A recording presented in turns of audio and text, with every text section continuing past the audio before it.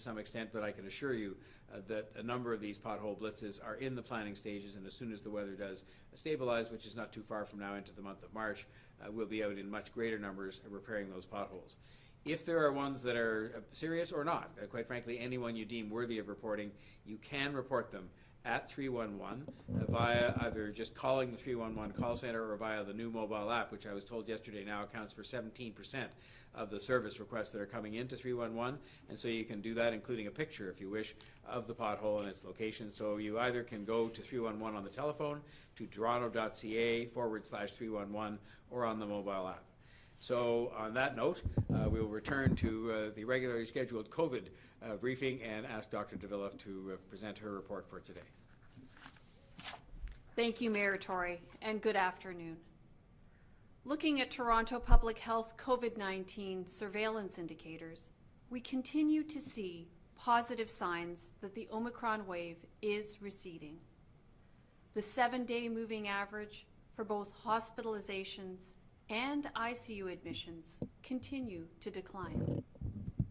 These, taken along with other indicators of decreasing COVID-19 activity, such as the amount of virus detected in wastewater and the declining number of outbreaks in various settings throughout the city, are positive signs and give us reason to be cautiously optimistic as we move closer to March the 1st and the next phase of the province's reopening plan.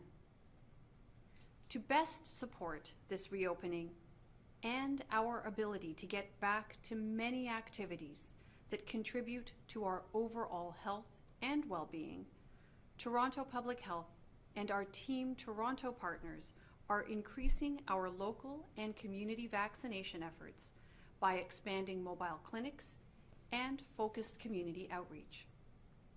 While this includes vaccine events like Vax the East, which the Mayor just spoke of, we are also bringing vaccine clinics to schools, malls, and local social service providers, in addition to vaccine that is already available at pharmacies and through primary care providers.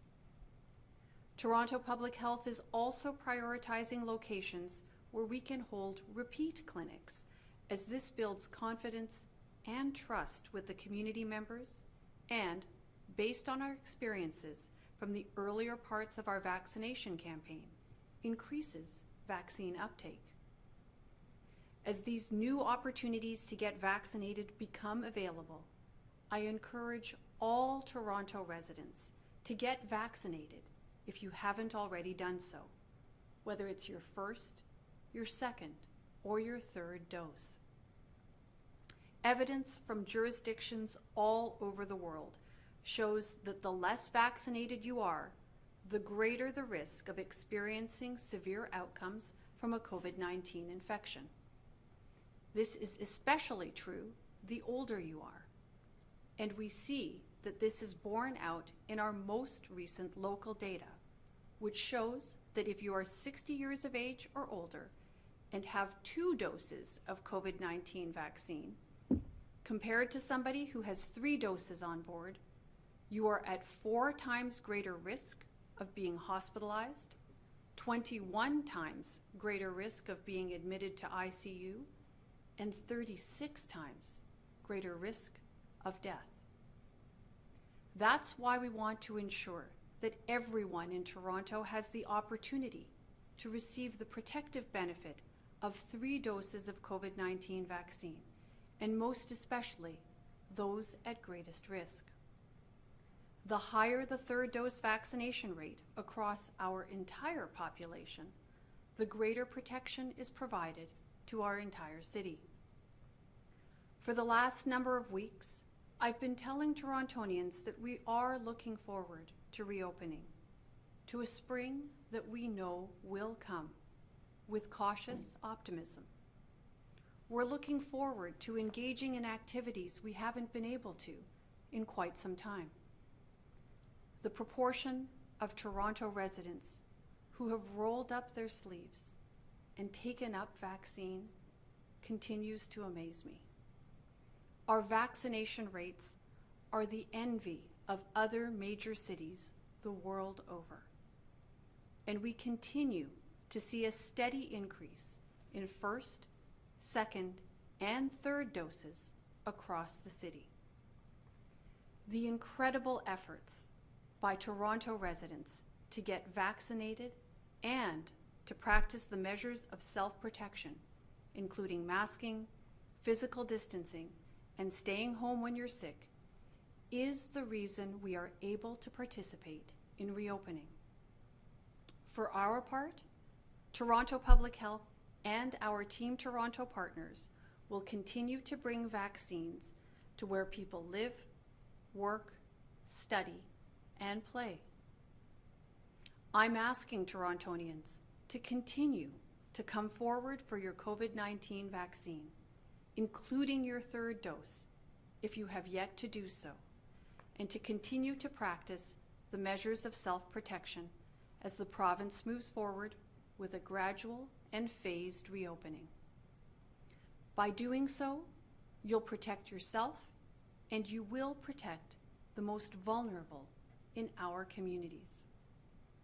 You will keep us on the trajectory where one day we can put this pandemic behind us. With that, I'll now turn the microphone over to Lavin to moderate the questions. Thank you, Dr. Davila and Mayor Tory. We will now take questions from the media. First up, we have Sina from CBC News. We'll unmute you. Sina, go ahead. Thank you. My first question is for Dr. Davila. Quebec is lifting the requirement for masks in schools for students from on March 7th. Do you think, given the state of the COVID situation here, Toronto schools are ready for this step? Also, Quebec has decided to lift the mask mandate in schools for students first, and then will lift it for the other public settings. In your opinion, is this the correct order, or should the in-school mask mandates be the last to be lifted? So first, thank you for the question, and it's a great one at that. So let's start off with what I've discussed in the remarks. And, as you can see, based on where we are in the pandemic and the trajectory that we've seen on COVID-19 activity, we are indeed entering a new phase of the pandemic. So the good news is that we have the tools and the knowledge to help protect us against the worst impacts of the COVID-19 virus.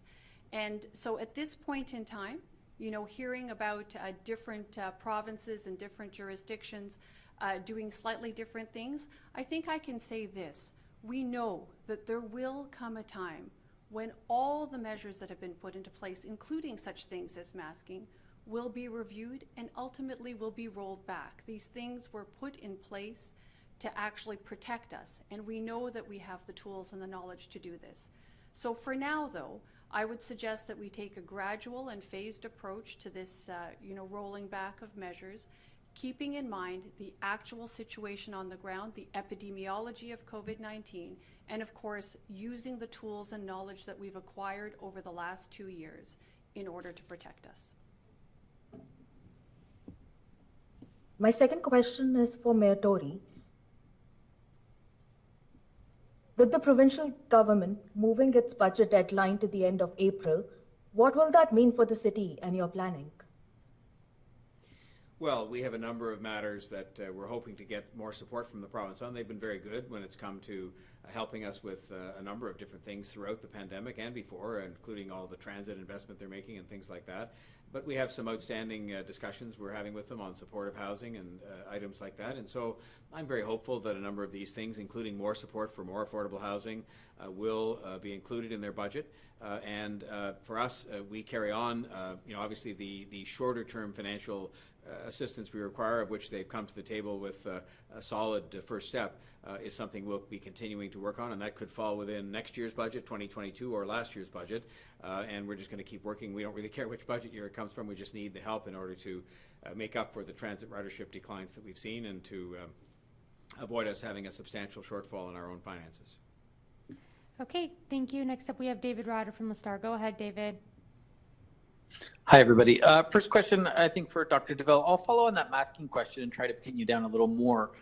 Brampton's mayor is saying that Ontario should follow Quebec's lead and revoke the mask mandate for kids in schools. Toronto has a mask mandate generally for indoor public spaces that is going to set to expire, I believe, in April. Where is Toronto heading as far as mask mandates for kids in schools and indoor public spaces? Is that going away anytime soon, or does cautious approach mean kind of indefinitely? So David, a couple of things. You're quite right. There are different mask mandates in different environments, and given the nature and the governance of those environments, some will obviously involve a discussion with the province, particularly in and around education, and some are more within the city's jurisdiction. But, you know, as I've mentioned earlier, the point is that we are actually entering a different phase of the pandemic, and that means that we constantly have to watch the indicators. There will, of course, come a time when the various measures that have been put into place to protect our health from the impacts of COVID-19 will be reviewed and ultimately will be rolled back. These measures were always meant to be done on a temporary basis and as part and parcel of what was best used to protect our health and the health of the rest of our community. So these are constantly being assessed, but for now it is you know, a gradual and phased approach with respect to bringing them back, and we'll, you know, be sure to advise you and members of the public as we, you know, look over the data and make sure that we're following the science in drawing back these restrictions or particular protections in a manner that's consistent with what we're seeing on the ground with COVID epidemiology. I'd just like to add a comment to that as well. I have found that Toronto has gone the right way, and certainly in terms of my own personal decision-making, that I've gone the right way in following the advice of our medical officer of health, and for that matter, the provincial medical officer of health. In other words, following the science, as Dr. Davila just said. I'm not a scientist and I'm not a doctor. Dr. Davila will tell you I ask a lot of questions when she gives advice to us about the basis for that advice and the implications of that advice, but I think that we're best to continue with the approach that we've had, which is to rely on the science, to rely on those who are expert to help us to, yes, reopen and make changes that will be favorably received by all of us, but to do it in that way that is going to be best for our continued public health and to make sure that no matter what, we don't slide back into the state we were in just a few short months ago. So I'll continue to rely on her advice, and I think that served us very well up until now, and I'm sure will going forward. Okay, so I'm going to take that as saying that Toronto right now is not advocating any change to masking in schools and or to public places, but you're going to continue watching the data. So tell me if that's wrong. But my follow-up question is about the BA2 Omicron subvariant that is starting to be seen. And I guess people are trying to figure out, is this something else we have to be worried about? I'm hoping, Dr. Vella, you can tell me if that's being detected in Toronto and if that's something you're concerned about at all.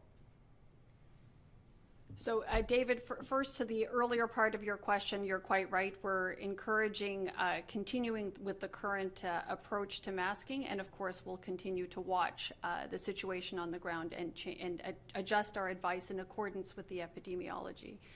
And then on the epidemiology of BA2, certainly it's something that has been seen the world over and that we are all watching very carefully.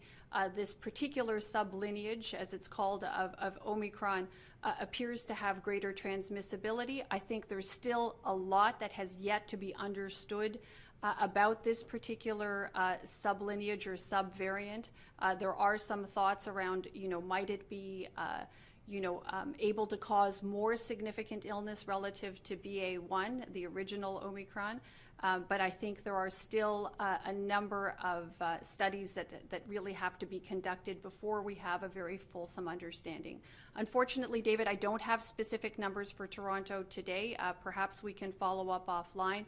But I would say this, whether it's BA2 or any other form of COVID, at this point in time, the entire community all around the world, public health officials the world over, are constantly monitoring and thankfully communicating very actively with each other in respect of, new patterns of illness, which may, suggest that there are new variants emerging. The most important thing that we can do locally at this time is to continue to make sure that we're using all the tools we have at our disposal in order to control the ongoing transmission of COVID-19.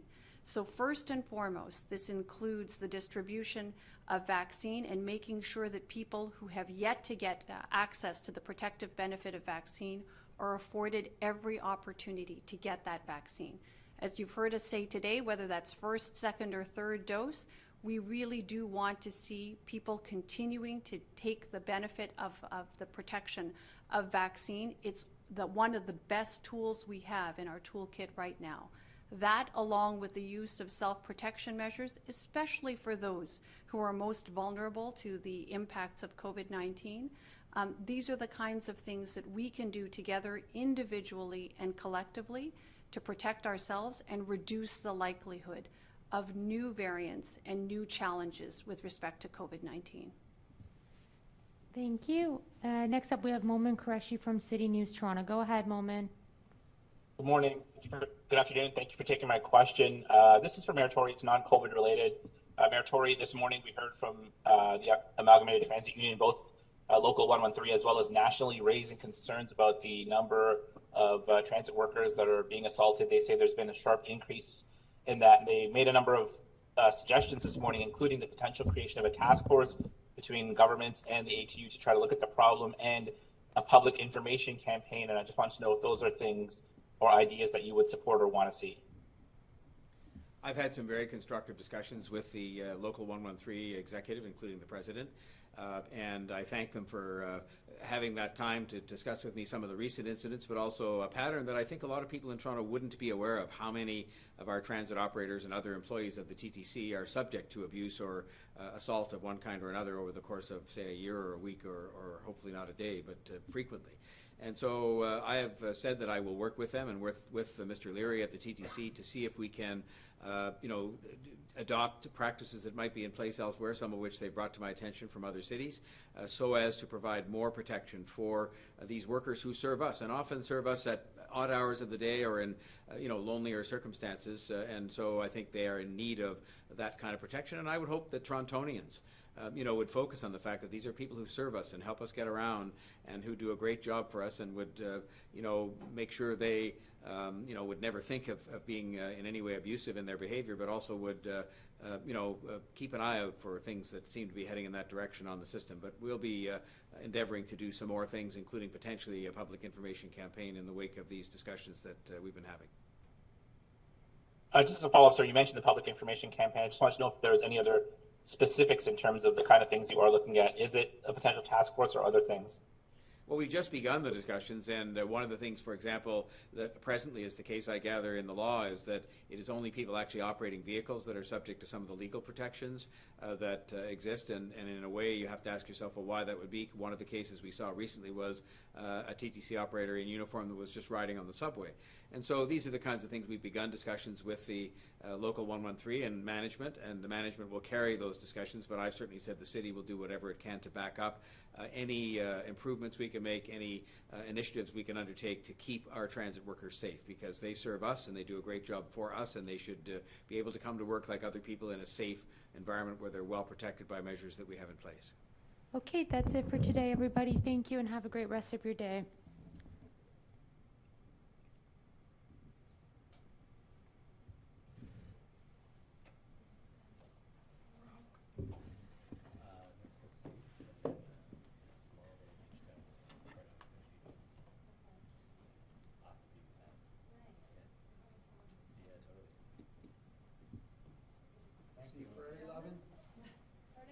See you Friday.